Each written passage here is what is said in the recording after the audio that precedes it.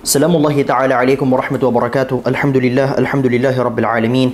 Wassalatu wassalamu ala ashrafil anbiya'i wal mursalin Sayyidina wa nabina maulana Muhammadin bil qasimil amin wa ala alihi wa sahbihi ajma'in. Subhanaka la ilma lana illa ma 'allamtana innaka antal alimul hakim. Amma ba'd. Qala al-mu'allif rahimahullahu ta'ala wa nafa'ana bihi wa bi'ulumihi fid dharain amin.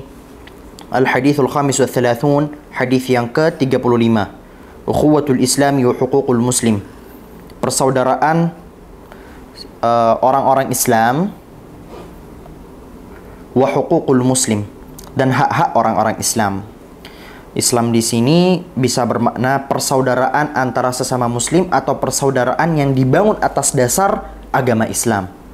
An Abi Hurairah radhiyallahu anhu qala Rasulullah sallallahu alaihi wasallam la tahasadu wa la tanajashu wa la tabaghadu wa la tadabaru wa la yabi' ba'dukum ala bay'i ba'd وكونوا عباد الله إخوانا المسلم أخو المسلم لا يظلمه ولا يخذله ولا يكذبه ولا يحقره التقوى ها هنا ويشير إلى صدره 3 مرات بحسب امرئ من الشر أن يحقر أخاه المسلم كل المسلم على المسلم حرام دمه وماله وعرضه رواه مسلم. عن أبي هريرة رضي الله عنه قال dari Abi Hurairah radhiyallahu anhu beliau berkata qala Rasulullah sallallahu alaihi wasallam Rasulullah sallallahu alaihi wasallam bersabda la tahasadu, janganlah kalian saling iri. Hasad, apa itu hasad? Setidaknya mana hasad adalah tamanni zawalin ni'mati 'anil ghairi, mengharapkan hilangnya satu kenikmatan atau satu karunia yang Allah berikan kepada orang lain. Misalnya, teman-teman belum punya mobil, terus ngelihat ada orang yang punya mobil. Ngelihat ada orang yang punya mobil. Maka teman-teman ini ada panas-panas yang gak menyenangkan di sini. Dan ingin dan gak suka hal itu terjadi. Gak suka kalau orang itu dapat mobil. Ini dilarang oleh Rasulullah Sallallahu Alaihi Wasallam. Dan hasad ini perkara hati dan dilarang. Ya, itu kan di dalam hati saja, gak sampai keluar. Memang itu cuma ada di hati. Tapi efeknya besar terjadi akan sampai keluar. Bisa jadi nyolot. Terutama yang sering kita lihat di TikTok, biasanya tetangga-tetangga yang full iri dengan penghasilan kita. Kita beli mobil dinyinyirin, kita beli ini dinyinyirin, semua tukang nyinyir itu gara-gara iri. Dan Rasulullah Sallallahu Alaihi Wasallam sempat menyebutkan beberapa jenis-jenis iri yang diperkenankan. Salah satu adalah iri di dalam agama dan sebagainya. Itu pun banyak yang salah paham. Iri yang diperbolehkan, yang dimaksud oleh Rasulullah Sallallahu Alaihi Wasallam, iri karena kesolehan orang lain, iri karena ketakwaan orang lain, itu tanpa didasari hal-hal yang negatif.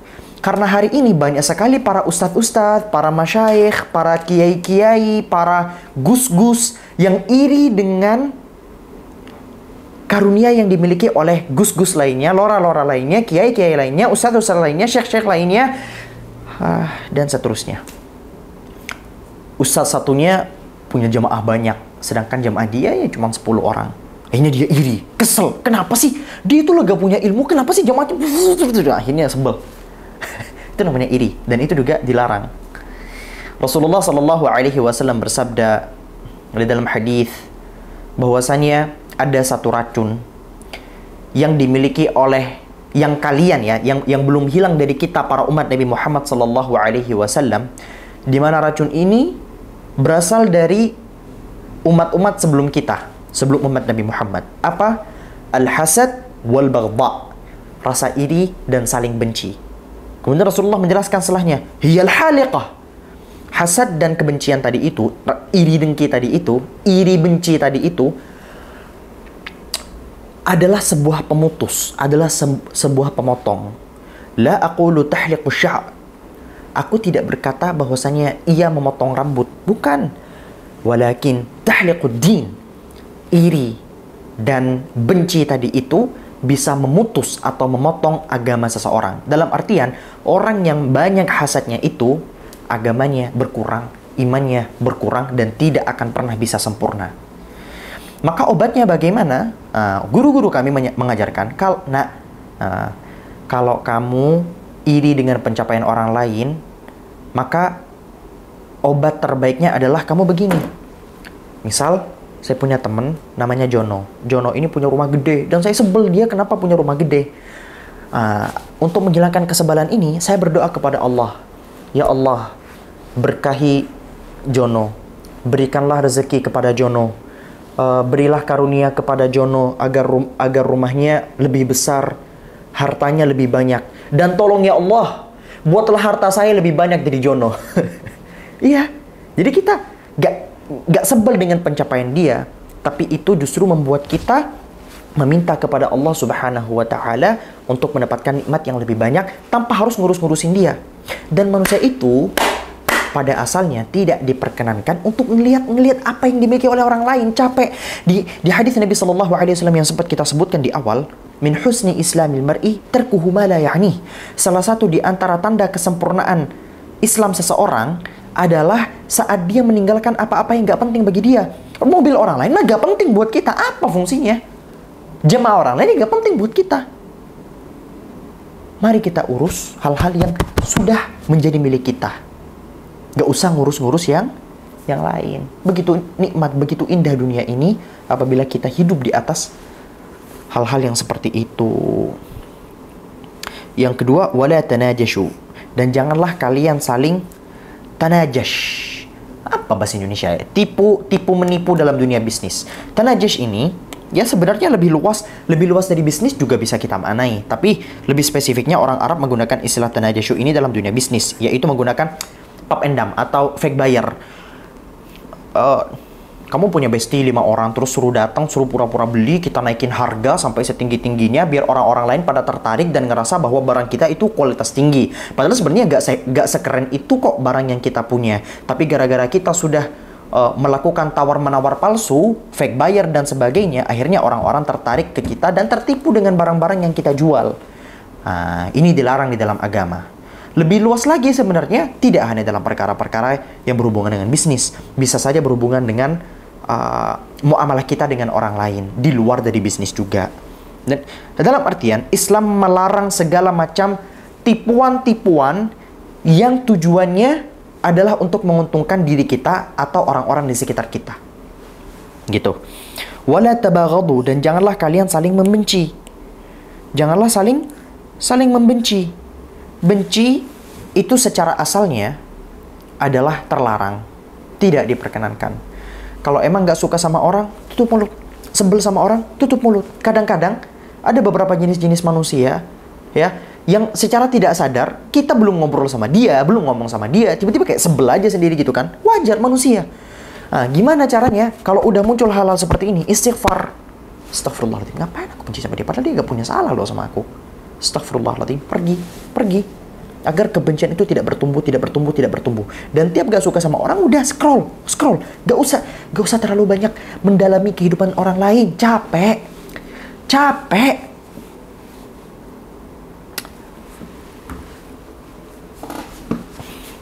Salah satu yang membuat masyarakat kita hari ini itu terlalu banyak dramanya adalah memfollow akun-akun penuh drama.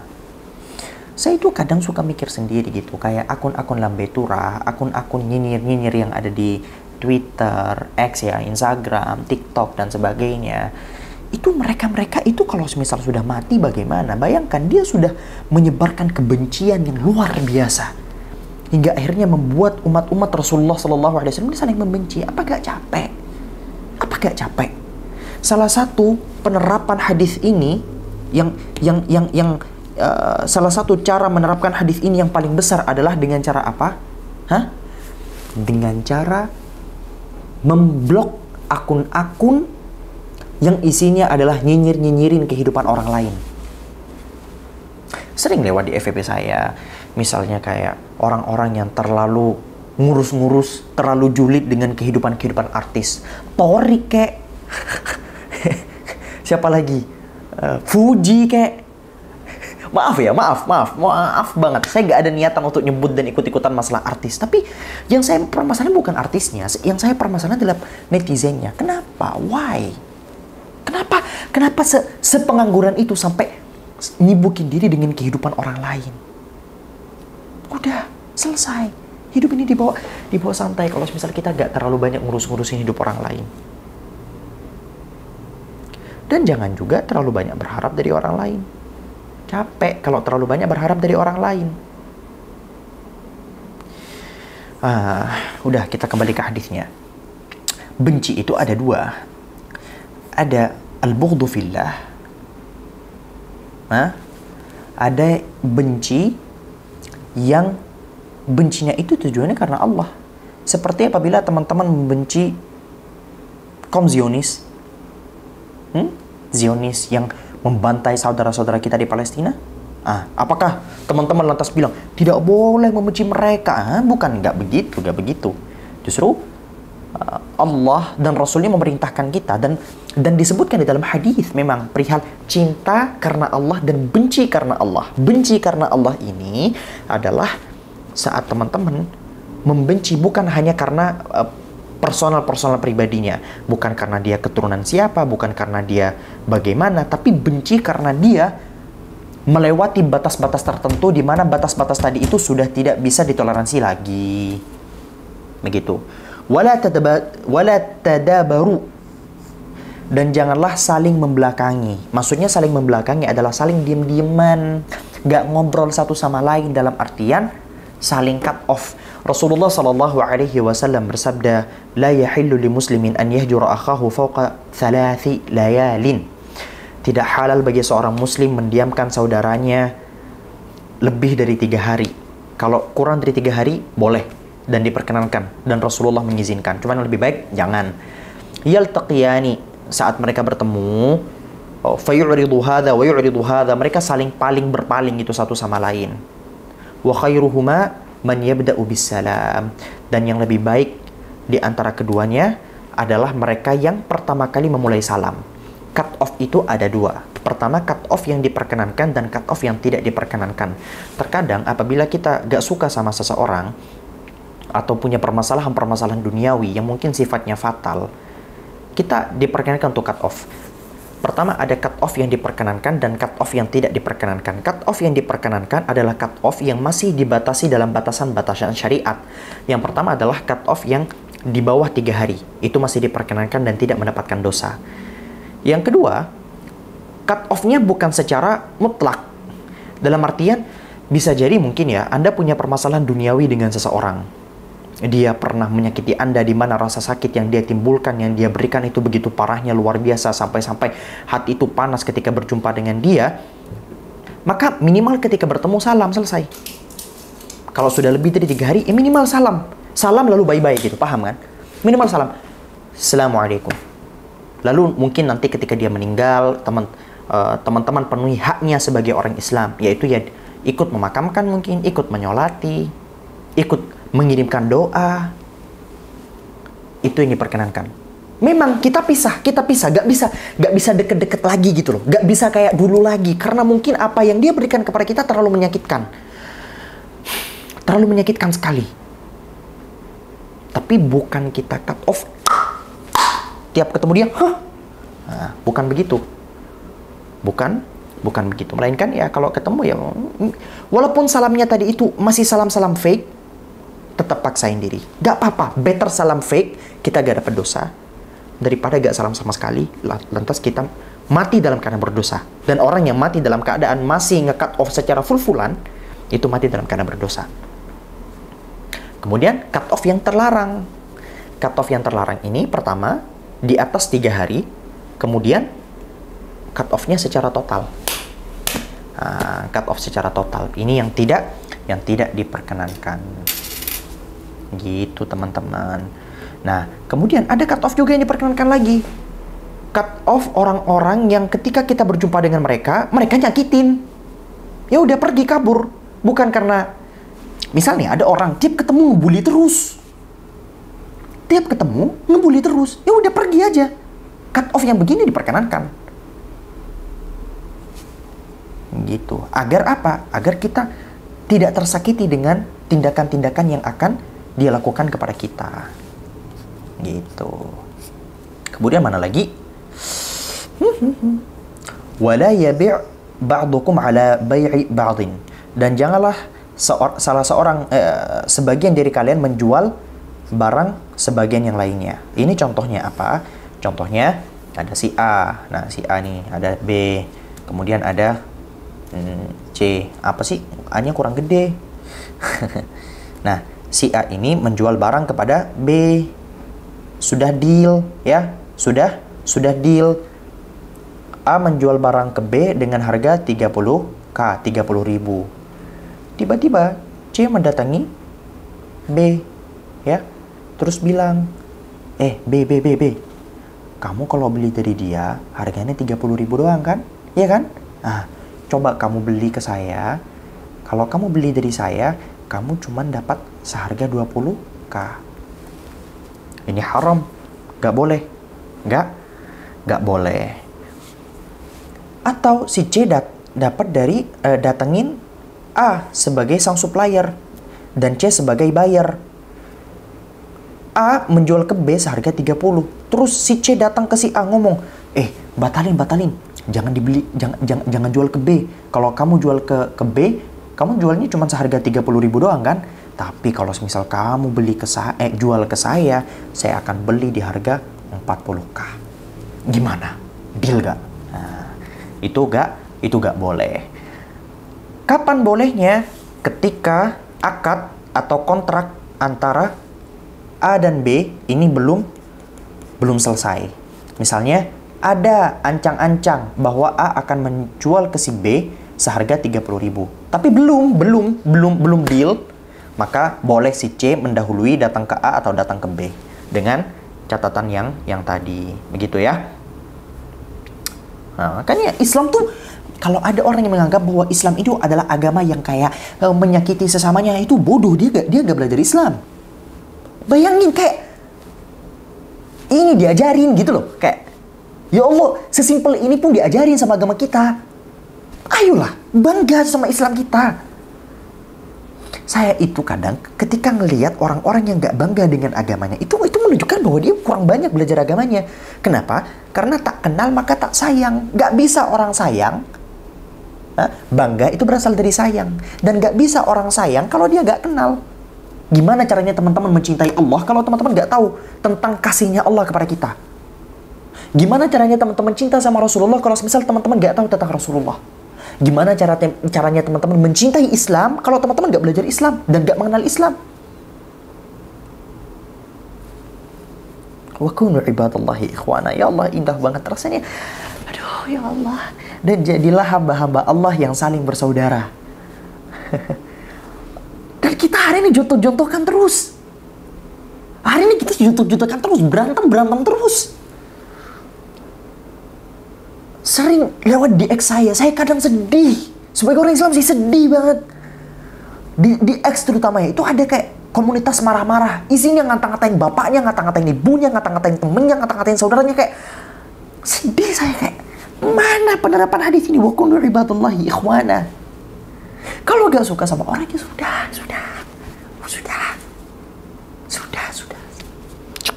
Cukup gak suka sama orang. Dan gitu. Memang lega, ngatain orang tuh memang lega. Tapi apa yang kamu dapatkan? Apa yang kamu dapatkan? Wa kunu ibadallahi ikhwana. Al-muslimu akhul muslim. Satu muslim dengan muslim lainnya itu saling bersaudara. Kita tuh saling bersaudara.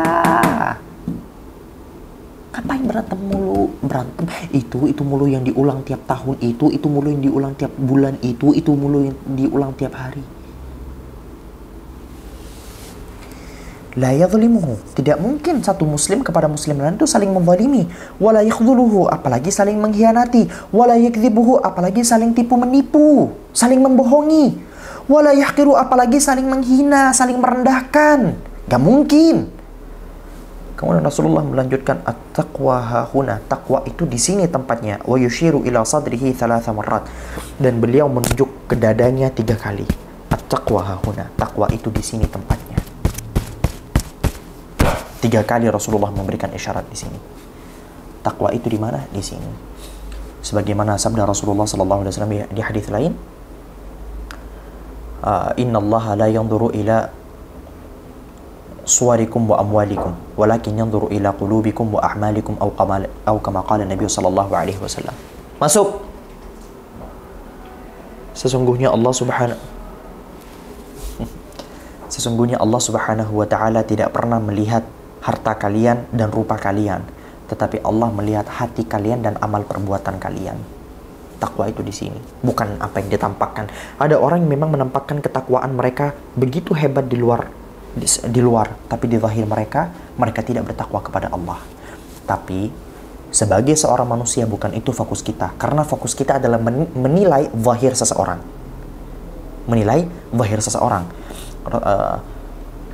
Gimana kalimatnya? Astaghfirullahaladzim, nasallallahu alaihi wasallam. Kok lupa saya?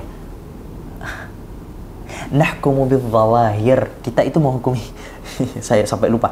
Kita itu menghukumi orang itu berdasarkan yang zahir, bukan apa yang ada di sini. Yang ada di sini itu terserah dia dengan Allah. Misalnya zahirnya dia tiap hari gak malu dengan perbuatan dosanya, ya kita hukumi dia sebagai pendosa. Ada orang tiap hari selalu menampakkan dirinya dia sholat, zakat, puasa dan sebagainya. Kita hukumi dia sebagai ahli taat. Nah, sehingga urusan hati itu adalah antara dia dengan Allah, bukan antara dia dengan kita sebagai para manusia. Bihasbi imri'in minasyari an yahqira akhahul muslim. Cukuplah seseorang itu mendapatkan keburukan, mendapatkan dosa, mendapatkan kejelekan, an yahqira akhahul muslim, apabila dia merendahkan, apabila dia menghina saudaranya yang muslim. Kullul muslimi 'alal muslimi haramun. Satu muslim dengan muslim yang lainnya itu haram. Apanya? Haram darahnya, tidak boleh ditumpahkan. Wa maluhu, dan hartanya tidak boleh diambil tanpa haknya. Wa irduhu, dan tidak boleh